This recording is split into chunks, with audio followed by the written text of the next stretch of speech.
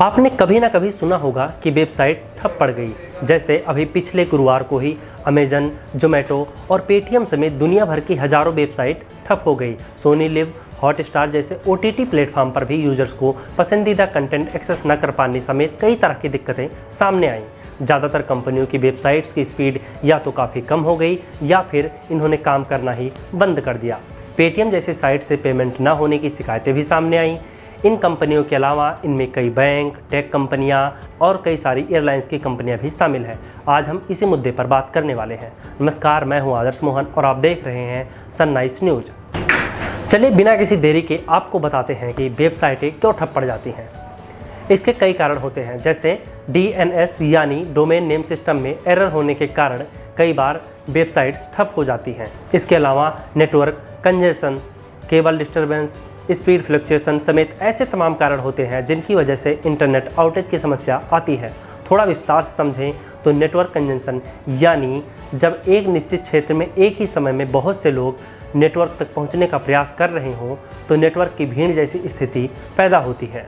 उदाहरण के लिए आप सोचिए कि किसी हाईवे पर एक ही समय में लाखों गाड़ियां एक ही साथ एक निश्चित जगह पर हों। ऐसे में क्या होगा? जाहिर सी बात है, जाम लग जाएगा। अगला कारण केबल डिस्टर्बेंस भी हो सकता है। यह स्थिति तब आती है जब आपके डिवाइस और सर्वर के बीच का लिंक बाधित होता है और कनेक्ट नहीं हो पाता है।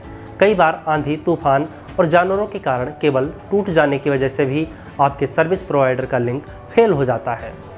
केबल डिस्टर्बेंस के कारण ऐसी समस्याएं आम बात होती है।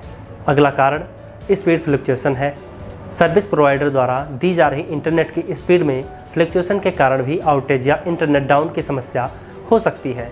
जैसे कि आपने अपनी ज़रूरत के अनुसार 500 Mbps का कनेक्शन लिया हो, लेकिन आपको 50 Mbps से भी कम की स्पीड मिल रही हो, तो जिस काम के लिए आपको तेज़ स्पीड चाहिए थी उसे नहीं मिलने के कारण सेवा में रुकावट निश्चित है।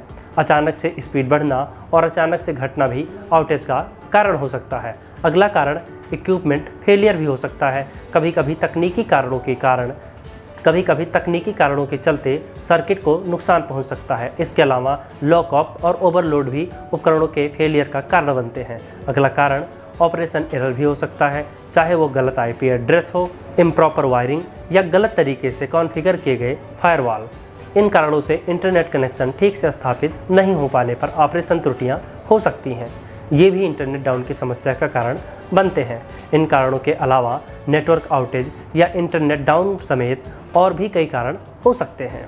विज्ञान और तकनीक से जुड़े किसी भी विषय पर अगर आप कोई जानकारी चाहते हैं तो हमें कमेंट बॉक्स में बताएं।